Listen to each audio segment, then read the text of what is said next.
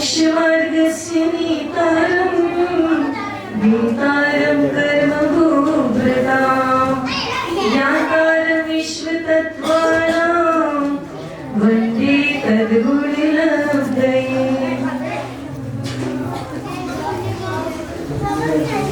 गुरु ने पथ दिया सच्चा, गुरु मंजिल दिखाएंगे।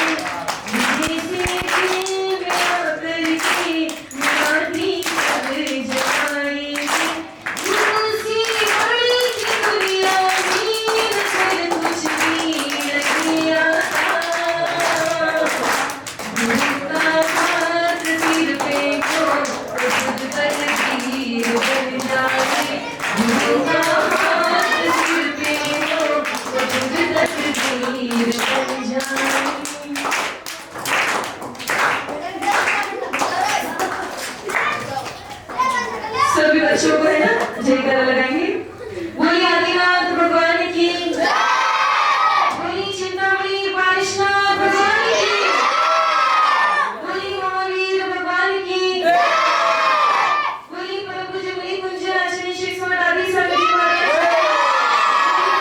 कृष्ण मुनि आचार्य शेख स्वामी महाराज, बोलिए परम पूज्य आचार्य शेख स्वामी विमल सागर जी महाराज की,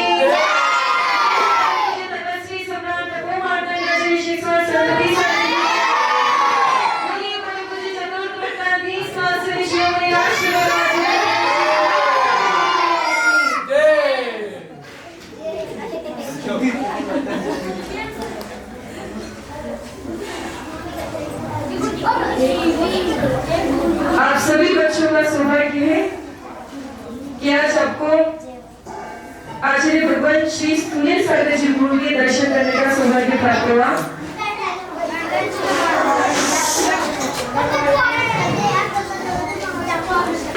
एक बार बच्चों, जैसे आपके टीचर आपसे प्रश्न पूछते हैं ना,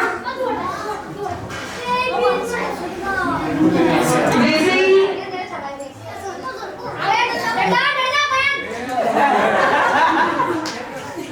आप बच्चों स्कूल में कैसे बैठते हो?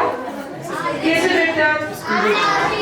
अच्छे बच्चे बन के बैठे ऐसे शरारत करते हो क्या? जो शांत बैठेगा उसको भी लड्डू मिलेगा,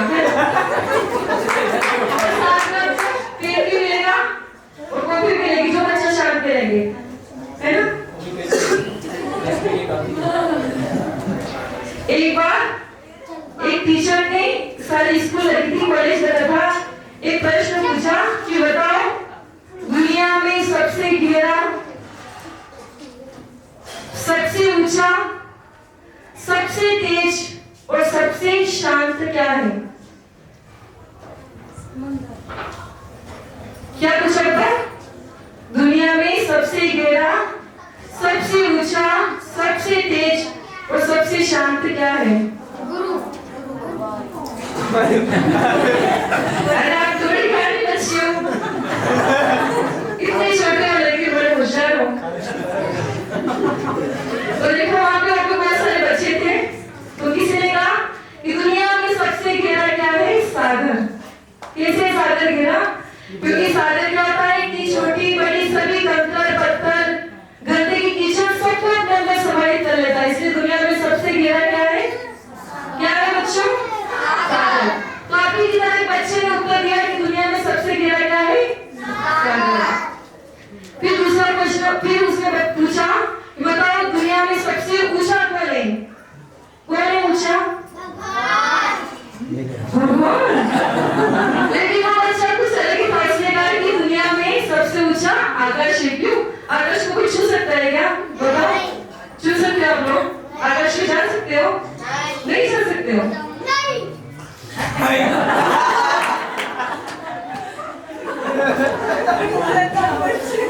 उस बच्चे ने कहा, आप जैसे बच्चों में से बच्चा बोला दुनिया में सबसे ऊंचा कोई नहीं तो वो है आकाश है। फिर जब तीसरे प्रश्न की बात आई तो उसने कहा दुनिया में सबसे तेज क्या है? बताओ दुनिया में सबसे तेज क्या है? हवा। और कोई बताएगा क्या है? शेर। और कोई बताएगा इसका उत्तर?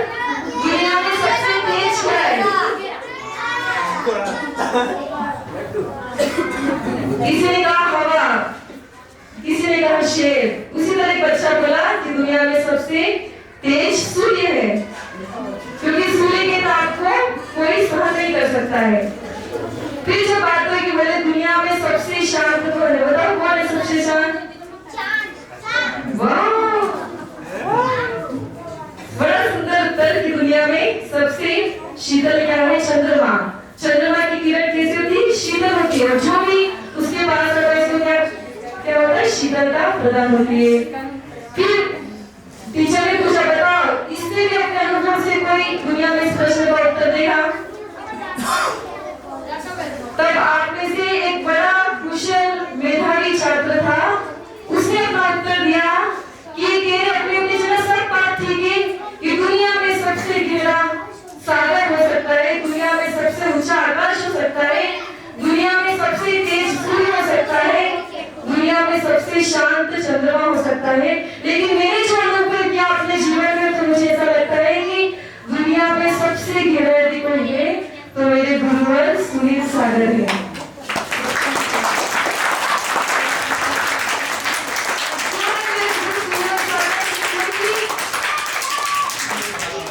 उनके चरणों में चाहे झील आए, चाहे अजील आए, चाहे पशु आए, चाहे पक्षी आए, किस तरह के भी लोग क्यों नहीं आते, वो सबको अपने अंदर सागर के समान गंभीर सबको अंदर अपने अंदर संग्रहित कर लेते हैं।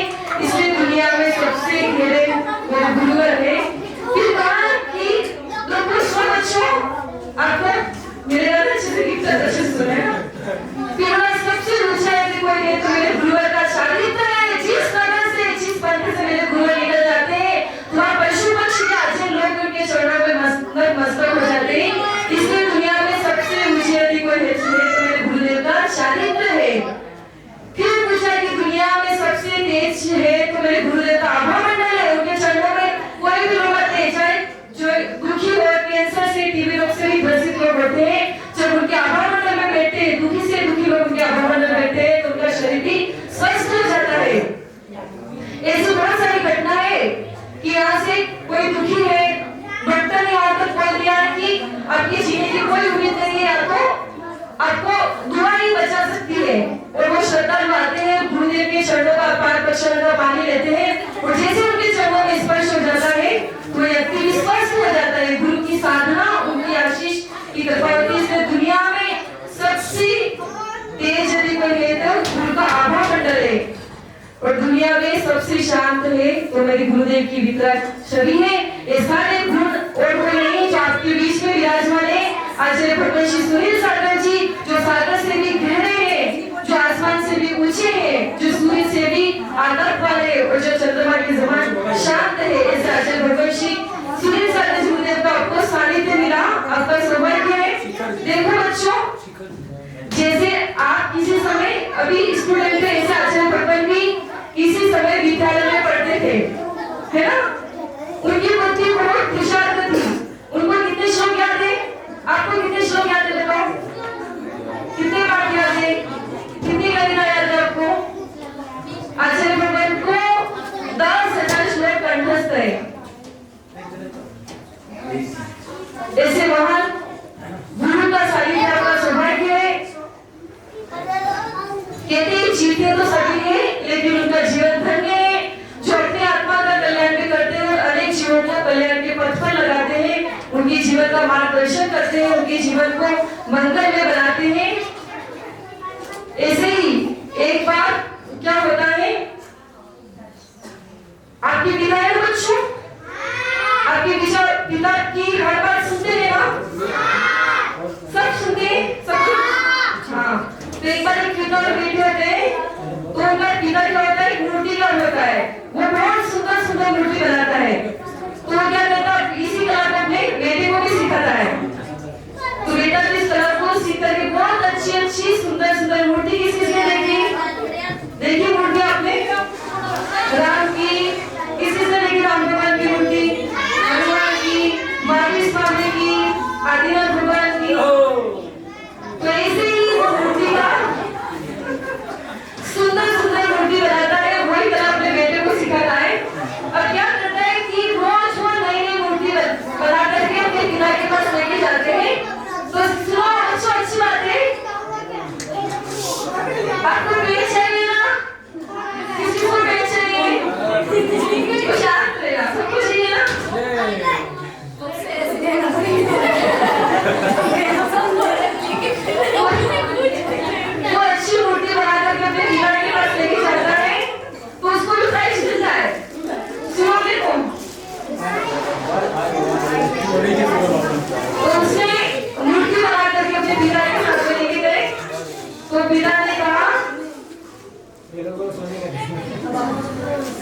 पिता ने कहा कि बेटी ये मूर्ति सही नहीं है। फिर वो दूसरी मूर्ति बना के लेके जाता है। फिर पिता उसकी तारीफ नहीं करते, फिर तीसरी मूर्ति लेके जाता है। हर दिन वो अच्छी मेहनत करके मूर्ति बनाता है। उनसे बड़ा आश्चर्य होता है, क्या बात है, इतनी सुंदर मूर्ति बनाते, इतनी अच्छी मूर्ति बनाते, फिर बिना मेहनत कभी निकालते हैं। वो क्या तरकीब करता है मालूम है? आप लोगों के दोस्त कौन है? कौन है? मालूम है? लाल मयंक, हाँ। उसका भी दोस्त होता है। वो क्या करता है कि सुंदर मूर्ति बनाता है और किसके साथ बेचता है? अपने दोस्त के साथ बेचता है। कड़ी मेहनत करके, साथ में लगा करके, सप्ताह लगा करके सुंदर मूर्ति बनाता है और अपने दोस्त के साथ बेचता है और वो छूट जाता है। और जैसे ही वो दोस्त मूर्ति लेकर के जाता है, पीछे चुपचाप सुनता है कि देखिए आज मेरे पिता क्या बोलते हैं। तो जैसे वो मूर्ति लेकर के जाते हैं तो उसके पिता कहते हैं कि बहुत सुंदर मूर्ति बनाई, उसकी बहुत तारीफ करते हैं। तभी बेटा अंदर कहता है कि पापा आप जिसकी तारीफ करते हो मूर्ति उसने नहीं, वो मूर्ति तो मैंने बनाई है, इसने नहीं बनाई है। तो पिता कहते हैं मुझे पता है तुम सुंदर मूर्ति बनाते हो, लेकिन जिस समय तुमने पहली मूर्ति बनाई थी उसी तरह मैं तुम्हारी प्रशंसा करता हूँ, तो तुम आज इतनी सुंदर सुंदर मूर्ति नहीं बना सकते और प्रसिद्ध विश्व मूर्तिकार नहीं बन सकते। यही गुरु करते हैं, शिष्यों की एक एक खोट को निकालते हैं, उनको इतना समान बनाते हैं, परमात्मा के समान बना देते हैं। ऐसे ही ये भी आपके सामने अक्षय भगवान विराजमान है। इनके गुरु कौन थे? आपके टीचर गुरु कौन है स्कूल में? कौन है आपके गुरु? आपके टीचर्स का क्या नाम है? मेरे नाम है, क्या नाम है उसका?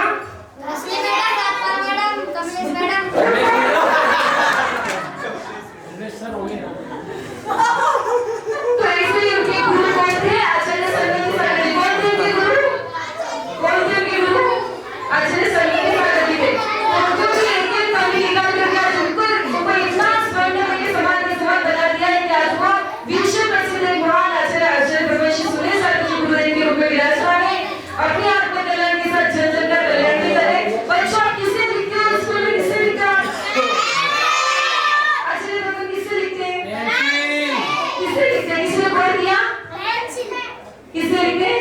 पेंसिल। आचार्य भगवान ने पेन का क्या कर दिया है? क्या कर दिया है? त्याग कर दिया और पेन से कभी भी नहीं लिखते। और ये आपने देखिए सामने प्राकृत में स्तुते राम जन्मभूमि जयतु।